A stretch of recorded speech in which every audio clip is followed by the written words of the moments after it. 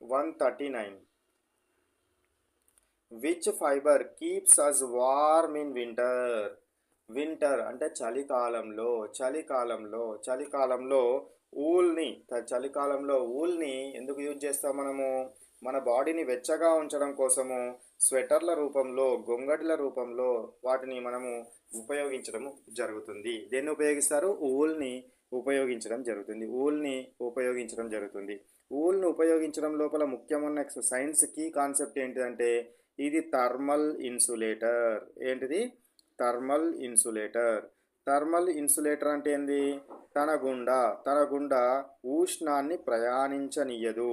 అంటే మనం ఈ యొక్క ఊల్తో తయారు చేయబడిన చెద్దర్ని కనుక లేదా స్వెటర్ని కనుక మనం వేసుకుంటే బయట ఉండే చలి ఏదైతే ఉందో ఈ లోపలికి రాకుండా, బయట ఉండే ఉష్ణము చలి రూపంలో ఉండేది ఏదైతే ఉందో ఇది లోపలికి రాకుండా కాపాడుతుంది. కాబట్టి మనకు వెచ్చగా ఉన్న ఫీలింగ్ రావడం జరుగుతుంది.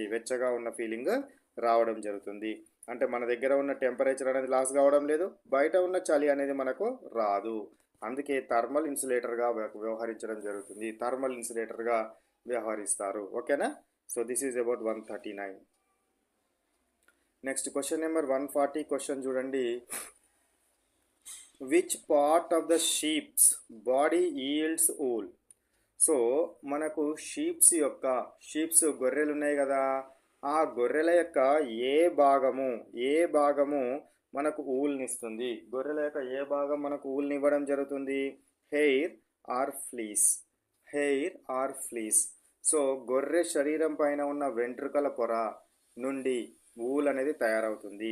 గొర్రె శరీరం పైన ఉన్న వెంట్రుకల నుంచి ఏమవుతుంది? ఊల్ అనేది తయారవడం జరుగుతుంది. ఊల్ అనేది తయారవుతుందనే విషయాన్ని మనము గుర్తుంచుకోవాలి.